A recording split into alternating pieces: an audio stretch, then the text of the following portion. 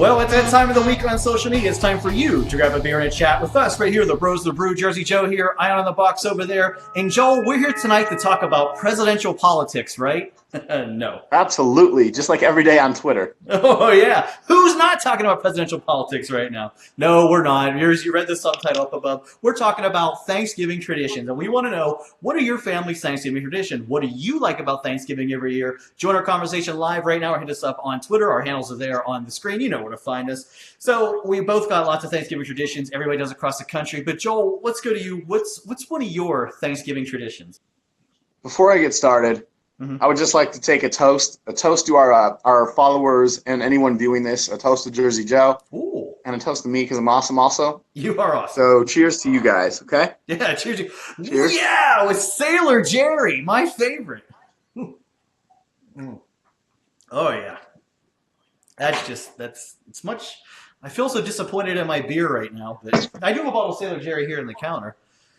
But all right, this is a perfect time now that you're all nice and inebriated to talk about what's your favorite Thanksgiving tradition. No, it's gonna wash it down with some Florida's natural. Underrated. Great. Cool thing about Thanksgiving for me and a lot of other November babies. It's a stiff drink there, wasn't it? First of all, don't disrespect Thanksgiving.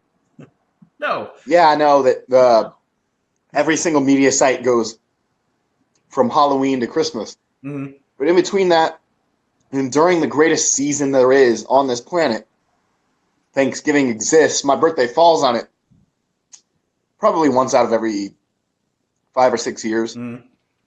The best Thanksgiving tradition for me is my family's getting together and everybody's eating turkey and stuffing and mashed potatoes. I'm holding a bottle of vodka. Oh, nice. And I'm eating pizza. And it's a way better Thanksgiving tradition than listening to anyone in your family. Well, the vodka, I'm sure, helps, so at that point, either A, dulls a sense that you don't care, or B, it just gives you something to drink and put in front of you so you can just kind of zone out and not pay attention to it. Yeah, absolutely. And it makes you feel really, really good about your life.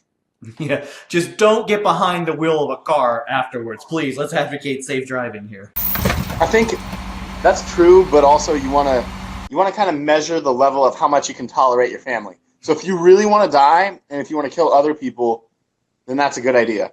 And if you don't, then you should probably not drink and drive.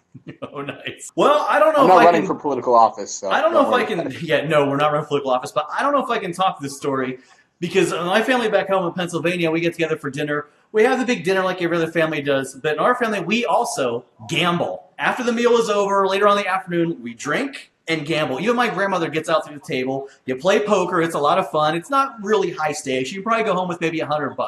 But it is my grandfather he knew how to gamble, taught me how to gamble. And that was one thing he established as part of the family is we're going to play poker. So we'll play, poker, 5-card poker, little blackjack. It's fun, no kids allowed, but it's not a bad time. I know you guys in Vegas, the whole gambling thing, it's not something you do all the time. I actually like your tradition because if it's something that brings the family together, I think that's more important than literally anything else. The point is unity. Mm-hmm.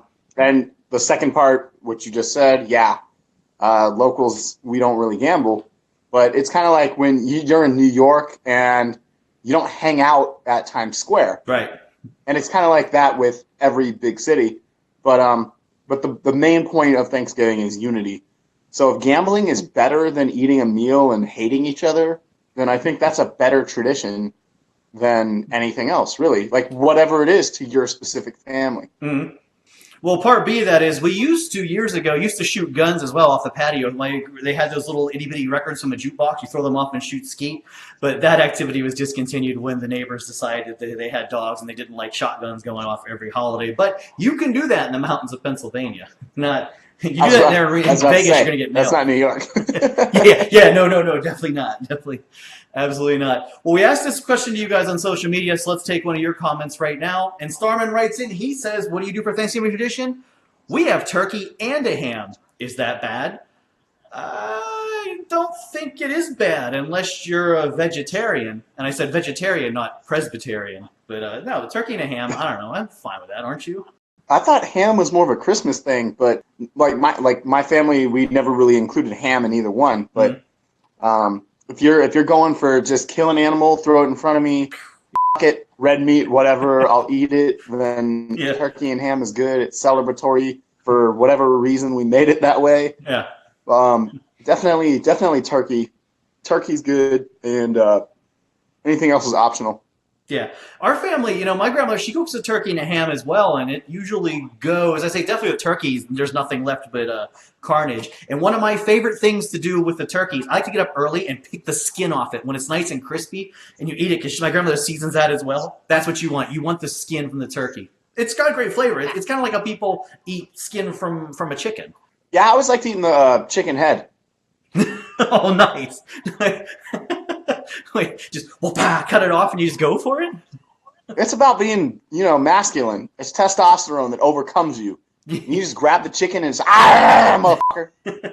That's right. Hey, now I got to make this point though. One horrible holiday tradition a lot of families have after Thanksgiving is Black Friday shopping. That may be the worst activity I've ever partaken in. I haven't done it. I went with my aunt and uncle one time, not since the 90s, and it was just such a shit show, those stores. I'm so glad now, like, online shopping has put an end to that, because it really was like going to Walmart in a free-for-all for like 2 TVs they had in the store. Have you ever gone Black Friday shopping?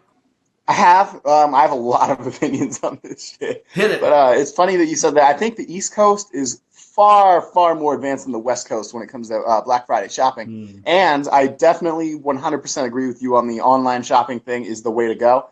Yeah. And I've had a lot of discussions with this with my coworkers in recent days. But I have gone Black Friday shopping. It wasn't by, I guess everything today is by choice, but it wasn't my preference. It was, before I lived in Vegas, my aunt wanted to. I was visiting Vegas for Thanksgiving and for my birthday, because I always came here anyway.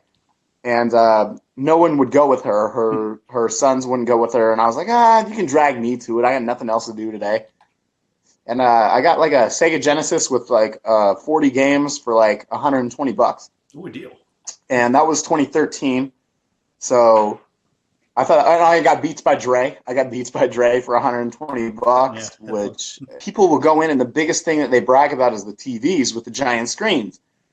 And the thing they always are is horrible dog shit companies. They're Vizio or, garbage. Yeah. And you're paying for what you would get a $300 TV. There's probably 12 of them. They put shit in them, so it's only going to last for 3 years. It's probably 40 to 50 inches, and you probably had to wait about 24 hours. And I don't know about the East Coast. Maybe it's even more. You had to wait a long time in line. And by the time those 3 years pass and the friends that you bought the TV for have disappeared, then you're just left with a giant piece of plastic stuff. It's basically for impressing your friends that you got it without admitting that you camped out for a long-ass time, at least one day. Yeah.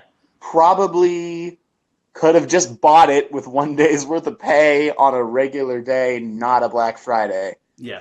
And not had to worry about impressing your friends with it. Yeah, not happening here. I'm never, ever, ever going to camp out. I won't stand in line for a nightclub. I won't stand in line for a new restaurant. And I'll be damned if I'm going to stand out line in front of the store for a color television. That's what the internet's for now. Have it all delivered. I'll tell you right now, all the gifts I'm giving this holiday season, they're all being delivered. My groceries get delivered, so that's my bottom line. This is 2007. I can verify. I've been there for that. Yeah, exactly.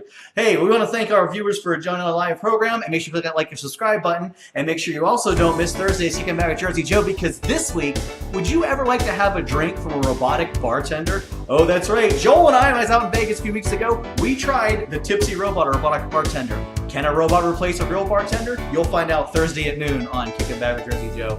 It's a good one, and you and I had an interesting time.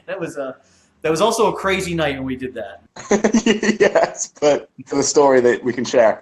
Yeah, exactly. That's for offline. Jersey Joe here. I am. Thanks for dialing up the big show, and we'll see you next time.